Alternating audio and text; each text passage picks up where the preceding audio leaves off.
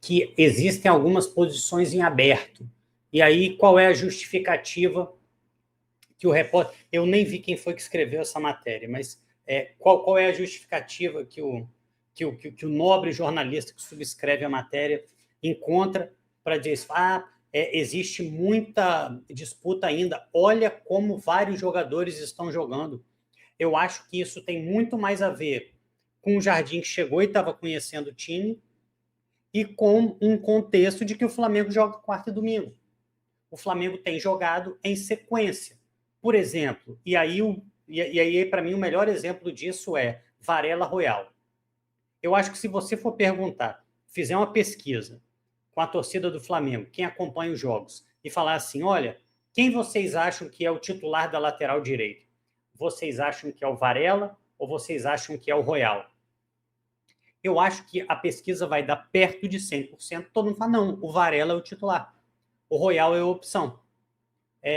Lateral esquerda, quem é o titular? O Ayrton Lucas ou o Alexandre? O Ayrton Lucas é a opção.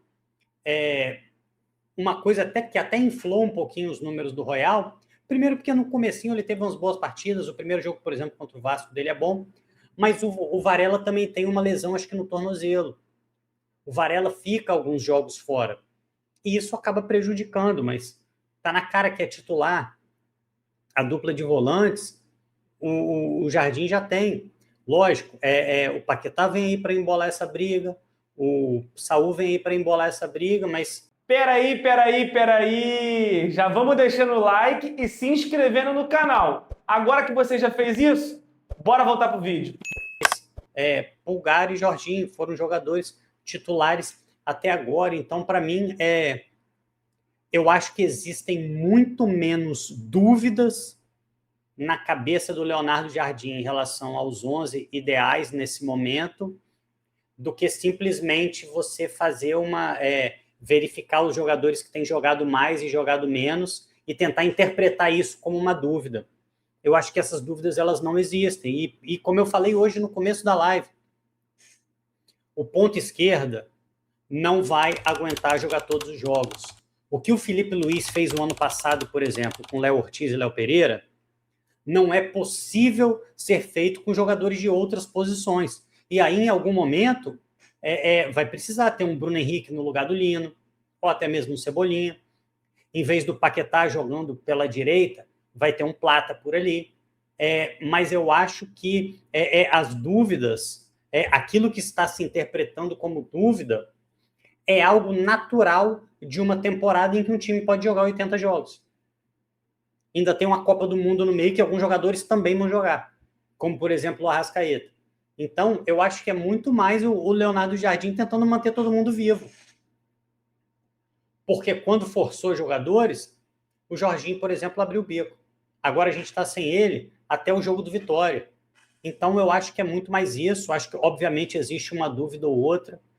Acho que a maior dúvida nesse momento é realmente a ponta direita. Não muito pelos jogadores, mas para a gente finalmente entender o que o Leonardo Jardim quer, afinal, jogando por ali. Ele quer um meia jogando aberto, com ações de meia, características de meia, como, por exemplo, o Paquetá pode entregar, e até o Saúl pode entregar, que foi o que o Felipe Luiz sempre quis, e que o Carrascal também já fez por ali, ou ele vai falar, não, eu vou com ponta por esse lado também. Eu vou espelhar um pouquinho mais Lino e Plata. Eu vou querer dois jogadores com essa mesma capacidade. Eu acho que é mais até isso. Ele descobriu o que realmente ele quer para o Flamengo ideal dele, que a gente não conhece, talvez na cabeça dele já esteja muito bem definido, mas a gente vai descobrir isso ao longo dos jogos, do que exatamente qual vai ser o jogador.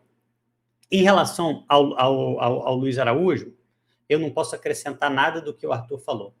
É um jogador que parece que está com a cabeça em outro lugar, até pela maneira com que ele tem entrado nos jogos. Assim, o Luiz Araújo é um jogador que pode sofrer inúmeras críticas, mas para mim ele nunca foi um jogador disperso, pelo contrário, ele sempre foi um jogador que entregou 100% do que ele tinha em campo. E um jogador que em alguns momentos foi até solução para a gente. Há mais ou menos um ano atrás, até um pouquinho menos, esse cara era titular do Flamengo no Mundial, e jogando bem. e fazendo gol. E aí, no final do ano, ele falou, espero que tenha mais chances esse ano, chegou a falar isso. Hoje é um jogador que não consegue dominar uma bola, e hoje é um jogador altamente disperso no jogo, ele que já foi um jogador participativo, então isso passa muito mais por ele do que qualquer outra coisa. Acho que a cara é todinha de fim de ciclo. Em relação ao Carrascal, eu sei que ninguém está querendo ver o Carrascal pintado de ouro, mas no começo do ano ele foi o melhor jogador do Flamengo. E aí eu vou falar em relação ao Carrascal, a mesma coisa que eu falei em relação ao Plata, há alguns dias atrás. O futebol é muito dinâmico. Hoje todo mundo quer matar o Carrascal. Primeiro porque ele está jogando mal, e depois porque ele já foi expulso 2 vezes esse ano, uma expulsão mais idiota que a outra. Mas eu acho que, por outro lado, ele também foi muito importante para o Flamengo. No final do ano passado, até mais que esse ano, mas durante o começo do ano do Flamengo, eu acho que ele conseguiu ser um jogador muito importante. Então, acho que é botar a cabeça no lugar, aceitar essa punição financeira que ele vai tomar por essa nova expulsão e tentar se recuperar. Para mim, é um cara que é importante para o Flamengo. Eu vejo uma situação bem diferente do Carrascal e do Luiz Araújo. A semelhança é que os dois estão jogando mal, mas em relação à possibilidade de recuperação, eu vejo um trabalhando para isso, fazendo cagada e trabalhando para isso, que é o Carrascal. O Araújo eu já vejo mais aceitando o fim. Eu também acho que o Luiz Araújo ele tá muito mais para sair do que o Carrascal. Fala, Letícia. Não, eu só ia complementar assim que esse negócio de ficar decretando, né, o fim de jogador ou então a carreira do jogador, isso é muito relativo. Eu estava me lembrando do Léo Pereira, por exemplo. O Léo Pereira demorou uma enormidade, né, para engatar no Flamengo e se tornar o jogador que é hoje. Se é um dos melhores zagueiros do Flamengo, e eu estou falando da história, eu não estou falando só sobre hoje, estou falando da história. O Léo Pereira demorou muito para chegar nesse novo patamar, porque assim, e eu não estou falando só aqui dentro, tá? Eu estou falando de carreira. Para quem não sabe, o Léo Pereira, ele não jogou bem no Náutico, ele não jogou bem no Guaratinguetá, não foi bem no Orlando City. E aí, depois dessas passagens, ele volta para o Atlético Paranaense para jogar o Sub-23. Olha só, como a carreira ela é muito improvável. No Sub-23, ele vai para o profissional, faz algumas partidas e se destaca. E aí, o Flamengo, a pedido, né, do Jorge Jesus, com a saída do Pablo Mari, o Léo Pereira veio. Né, na época, acho que foi 2020, se eu não estiver errada. E aí ele veio. Então, assim, quando ele chegou, a gente esperava um zagueiro que passou por alguns clubes e só se destacou no Atlético Paranaense depois que ele voltou para a categoria de base. E aí, no Flamengo, ele demorou, sei lá, 1 ano e meio, mais ou menos, ou foi mais, para deslanchar. E depois, cara, Léo Pereira manteve constância e regularidade só para cima. Então, assim, eu tenho um pouco de paciência. O próprio Use o cupom ZRN10 em produtos vendidos e entregues pela própria Centauro. Boas compras. Perfumes inspirados em grandes marcas, criados para quem ama cheiro marcante sem precisar pagar caro. Lesson.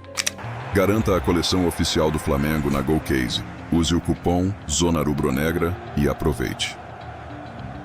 Cabelo não é sorte. É tratamento certo, manual, ciência, segurança e acompanhamento médico. Use o cupom Zona Rubro-Negra e garanta seu desconto. Garanta agora os produtos do Zona Rubro-Negra na Streamers Club. Estilo, atitude e identidade rubro-negra para quem vive o jogo.